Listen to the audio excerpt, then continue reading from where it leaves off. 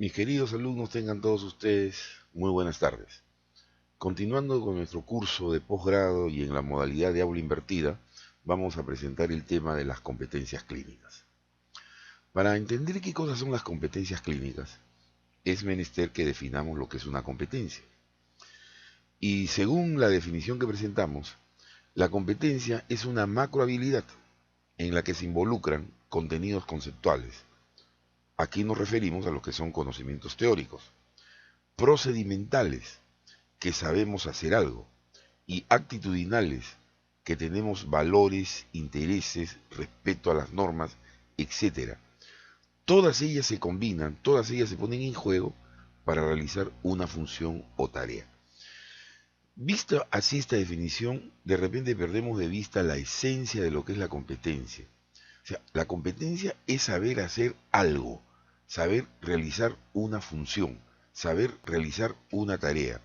Y para hacerla adecuadamente, yo necesito conocer la teoría, necesito saber desarrollar un procedimiento y tener una actitud frente a lo que estoy haciendo. De tal manera que cualquier definición de competencia se tiene que pensar y se tiene que realizar a partir de entender qué es realizar una función o tarea. Y si vemos aquí otra definición, es lo mismo. Es el uso consciente de las propias capacidades, conocimientos, habilidades, destrezas, valores, actitudes y comportamiento para resolver situaciones y problemas concretos. Eso, resolver situaciones y problemas concretos. Si hacemos un ejemplo básico, podríamos decir que un mecánico cambiar una llanta, esa es una competencia, tiene que tener competencia para cambiar una llanta. En este caso será una competencia laboral. Si vamos al plano más superior, ser profesional de la ciencia y salud, ¿cuál es la tarea? Saber hacer un diagnóstico de una enfermedad. Esa es la competencia. Y para yo poder hacer ese diagnóstico de la enfermedad, que esa es la tarea, o dar el tratamiento de una enfermedad, que esa es la tarea, yo tengo que conocer la teoría, tengo que tener una serie de procedimientos, ya sean mentales o motores, para poderlo hacer, y tengo que tener una actitud. La conjunción de estos tres hechos, conceptos, procedimientos y actitudes, me van a dar la competencia, el poder realizar una tarea. Entonces, si aquí lo esquematizamos, una competencia pues es la conjunción, la intersección de estas tres habilidades, que vienen a ser los conocimientos, las actitudes y los procedimientos. Esa intersección es lo que me va a dar la competencia. Y aquí vamos a entrar a poder diferenciar lo que es competencia con lo que es desempeño. Esta es una famosa pirámide de Miller modificada, donde nos dan una pirámide cómo es que se va incrementando, se van modificando las características de la competencia. En este primer nivel es solamente el saber, el conocer la teoría, diríamos nosotros, conocimiento. Después paso a saber hacer las cosas. Primero muestro cómo, después saber cómo, y finalmente en el campo laboral yo voy a poner en práctica todo eso que he aprendido en esta formación académica.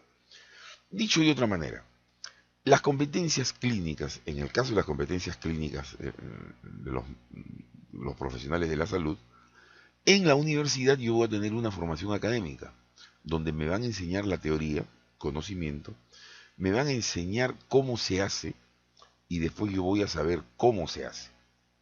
Y cuando ya yo salgo al campo laboral, al desempeño profesional, todo eso yo lo voy a mostrar en la acción, en el trabajo, en mi hospital, en mi consultorio.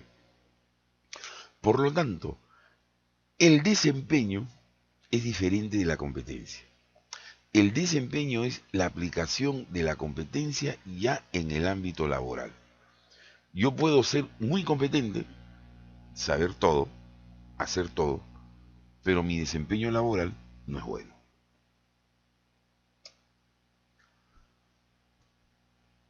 Y aquí está lo mismo. Esta estructura de la competencia, conocimientos, actitudes y procedimientos, me van a llevar a que yo lo aplique en el campo profesional en el hospital ya después de egresado, y eso va a ser mi desempeño profesional, que me va a permitir realizar funciones y actividades, bien o mal. Entonces, ¿quién es un profesional competente? Es el que tiene las competencias para resolver situaciones de trabajo. Simplemente eso. Yo tengo las competencias para resolver las situaciones de trabajo, con algunas características como autonomía, flexibilidad, creatividad, entre otras. Pero debo diferenciarlo allí lo que es el desempeño. El desempeño es que esas competencias en el ámbito laboral me permitan hacer cumplir en forma efectiva las actividades y funciones que me han dado para el cargo. O sea, que lo haga bien. Yo tengo un buen desempeño cuando mis competencias en el ámbito laboral las realizo bien. Soy efectivo. Y así vemos que esta es la fórmula del desempeño. El desempeño es la suma de las competencias más la motivación, a los que tengo que restar los impedimentos en el ámbito laboral. Por lo tanto, yo puedo ser muy competente, pero de repente tengo un mal desempeño. ¿Por qué? Porque no estoy motivado o porque tengo muchas barreras, muchos impedimentos para poder realizar mi función. De tal forma que el desempeño laboral, obviamente lo básico es tener las competencias, pero además requiere de motivación y de no tener impedimentos para realizarlo. Y si retorno a la lámina anterior, allí hay un concepto que es capacidad. Entonces, aquí hay que diferenciar estos tres términos que se entrecruzan y confunden. Competencia, capacidad y desempeño. Competencia es el saber hacer, el ser, el saber y el saber hacer. Actitudes, conocimientos y procedimientos. La capacidad es, si lo hacemos en comparación con las computadoras, es el hardware. El hardware, o sea, lo que yo tengo, la posibilidad que yo tengo como persona de poder adquirir conocimientos, de poder aprender una competencia.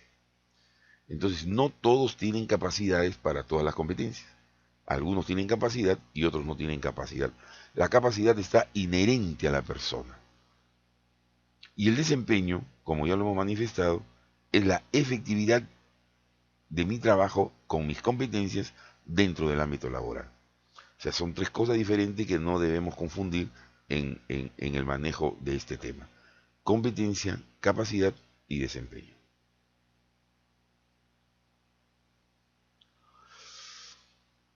¿Por qué se habla tanto de competencias? Se habla mucho de competencia porque estamos en ese paradigma, estamos inmersos en ese paradigma de la enseñanza basada en competencias, de la evaluación por competencias, entre otras. Y por eso los títulos o los grados, lo que dan las universidades, está basada en que los alumnos hayan cumplido con las competencias que esa institución, esa facultad se haya fijado. Y eso vienen a ser las competencias académicas. Y esto, como ya lo podemos entender, está ligado al desempeño profesional. ¿Cómo aplico estas competencias en el ámbito laboral? Que vienen a ser las competencias profesionales. Todos los trabajos, si ustedes analizan los avisos de solicitudes para empleos profesionales, nos llaman por competencias. Dicen específicamente, debe saber hacer tales cosas y nombran una serie de competencias que uno debe cumplir. La inserción laboral y la competitividad está basado en el hecho de ser competente, es decir, de tener las competencias para realizar la labor que están solicitando. Y obviamente pues esto es una responsabilidad social y ciudadana. ¿Cuáles son los componentes de la competencia? Lo que ya hemos mencionado. Los tres fundamentales son el saber, conocimientos, el saber hacer, habilidades y destrezas, y el saber ser o el saber estar, que son las actitudes y los intereses. Para cuestiones de desempeño le agregamos otros dos componentes, el querer hacer, la motivación, y el poder hacer, el contar con los medios y con los recursos. Pero la definición de competencias básicamente está en las tres primeras, saber, saber hacer y saber ser o estar.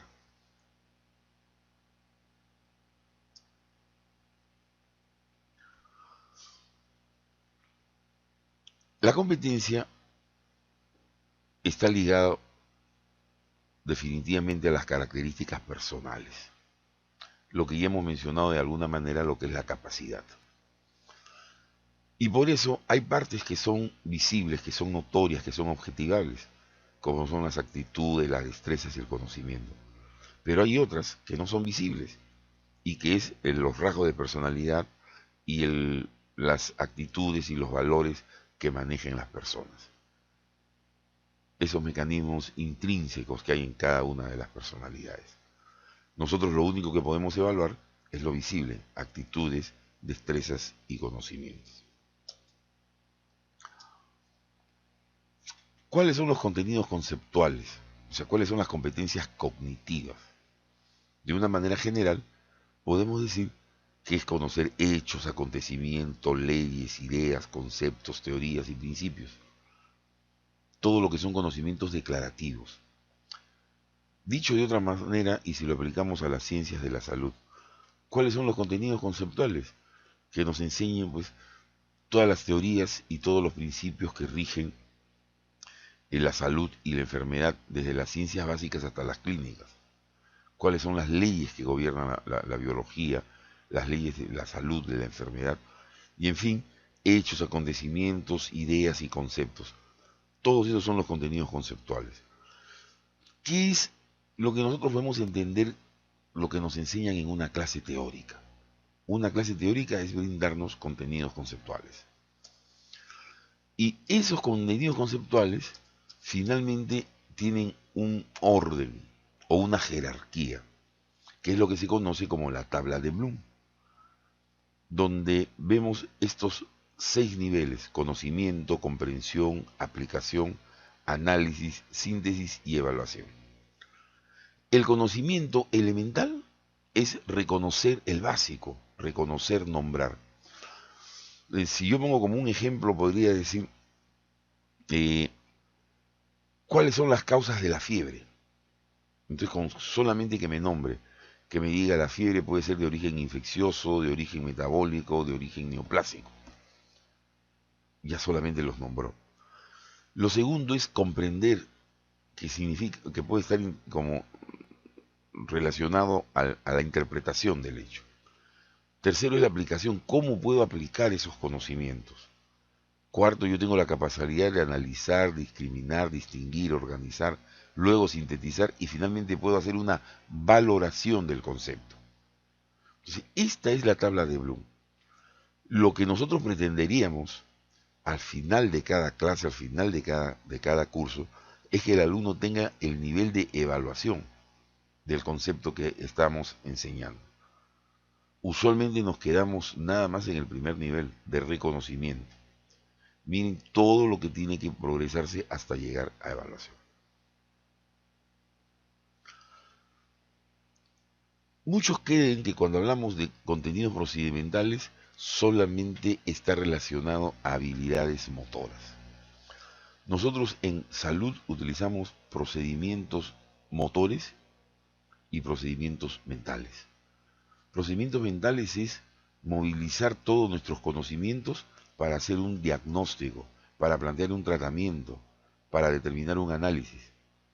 Y procedimientos motores sería pues el hacer una extracción dental, el poner una inyección, el tomar la presión, el hacer una endodoncia, son procedimientos motores. Entonces, esa es una de las características en la ciencia de la salud.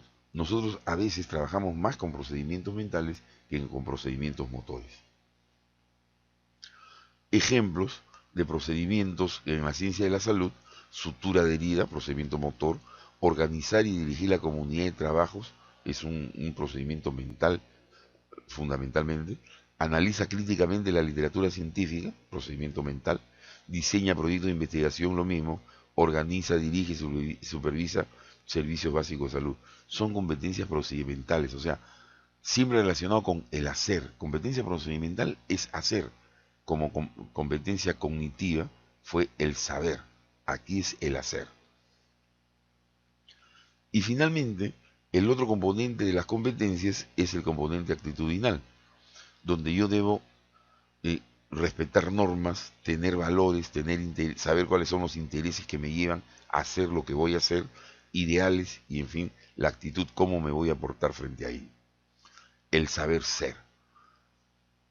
Ejemplo de competencias actitudinales: tener una conducta de liderazgo, tener disposición para conocer y explicar los hechos y fenómenos clínicos y de salud pública mediante la investigación bibliográfica y clínica. O sea, tener la actitud de seguir aprendiendo, de tratarme de explicar todo lo que hago, es una actitud de vida. De trabajar en grupos, de tener espíritu colaborativo, tolerancia a la discusión, presentar con pulcritud la comunicación de los conocimientos. Todas estas son actitudes. Creo que llegado a este momento podrán entender ustedes que una competencia no es cada una de las tres partes: el saber, el hacer o el ser. Es la conjunción de las tres. Y por eso en una lámina anterior que pasamos, veíamos que la competencia era la intersección de los tres: del conocimiento, del hacer y del ser. Tipos de competencia.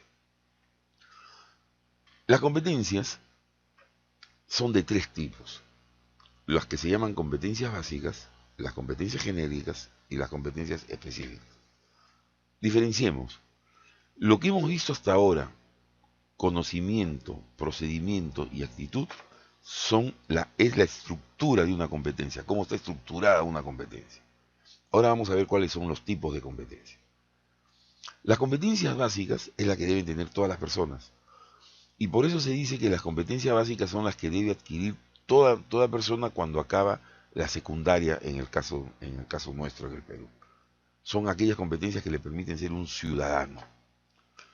Las competencias genéricas son las que deben tener todo aquel que termina un proceso de formación universitaria, todos los graduados. Y competencias específicas son las que están relacionadas a la profesión.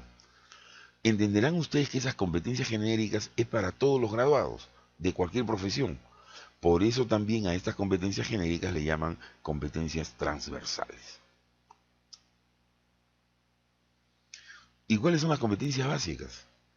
Son las que debe tener toda persona al terminar la educación básica, la educación secundaria, para poder ejercer la ciudadanía.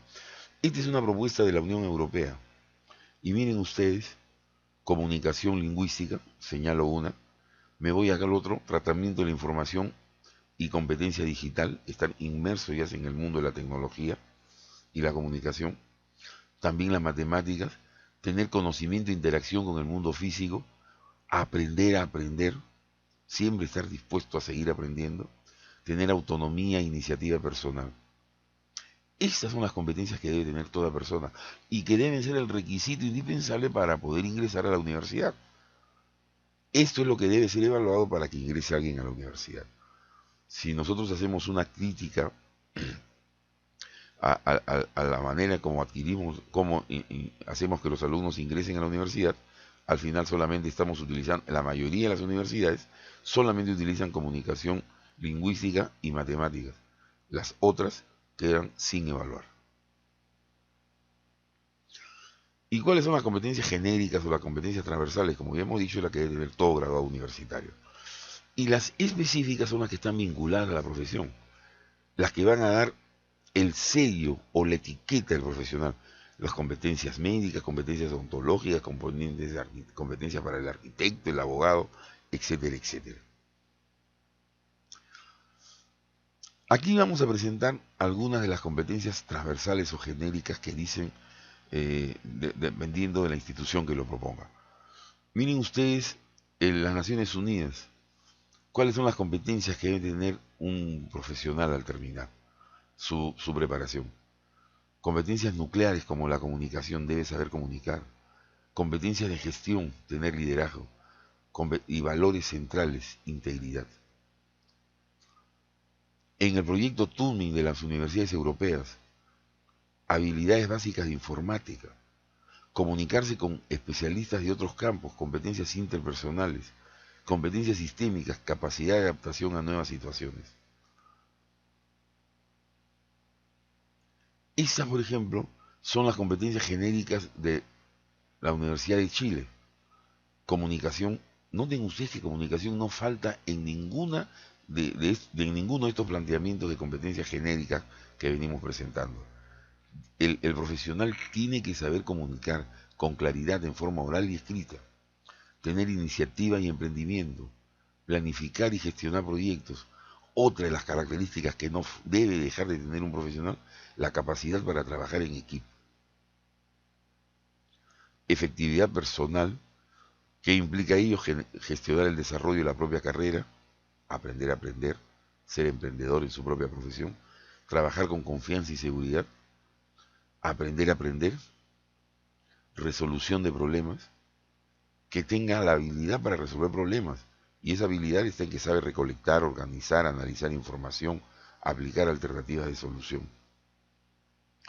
Y esto que no falla tampoco, no falta en ninguno de los planteamientos, el uso de la tecnología de la información y la comunicación. No puede haber un profesional que no maneje estas herramientas. Y aquí ponemos otro ejemplo, competencias genéricas en la Cayetano Heredia, en la UPC, comportamiento y compromiso ético, crítico, innovador y creativo, asume liderazgo, se comunica correcta y eficazmente, resuelve problemas con rigor, asume el desarrollo personal y profesional, demuestra compromiso y responsabilidad con su entorno social, se desempeña eficientemente en contextos socioculturales y profesionales diversos. En San Marcos tiene una relación de competencias genéricas muy amplio, pero al final pueden ustedes analizarla con detalle y todos más o menos coinciden en los mismos términos.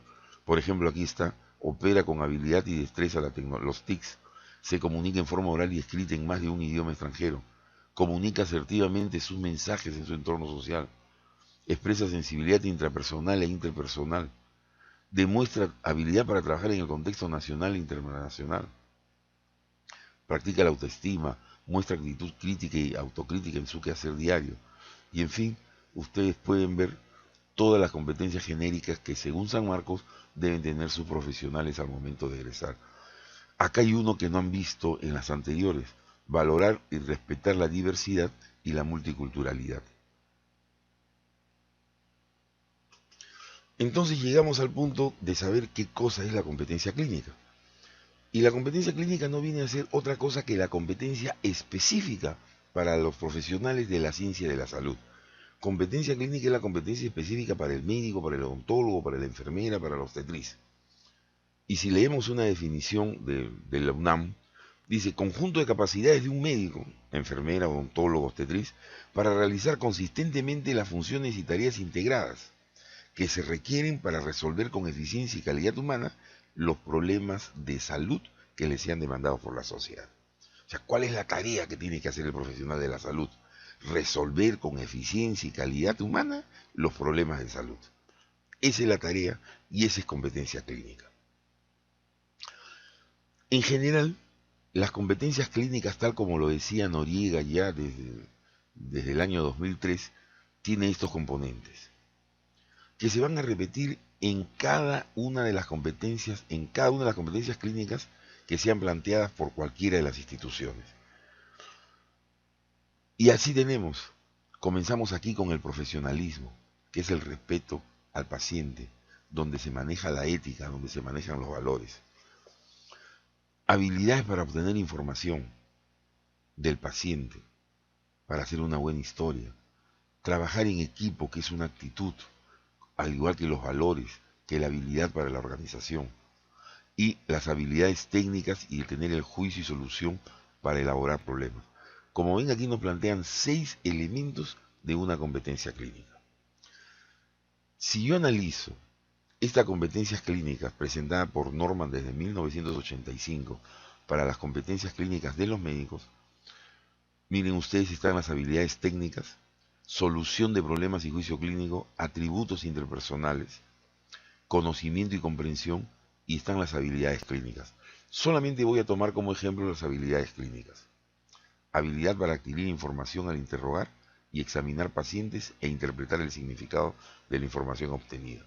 O sea, hacer una buena historia clínica. El hacer una historia clínica, esa es la habilidad clínica que me piden como competencia clínica fundamental que debe tener cada médico. Si me voy al ámbito de la odontología, estas son las competencias clínicas que plantea esta institución, la ADEA, que es la que maneja en Estados Unidos que regula la práctica de la odontología.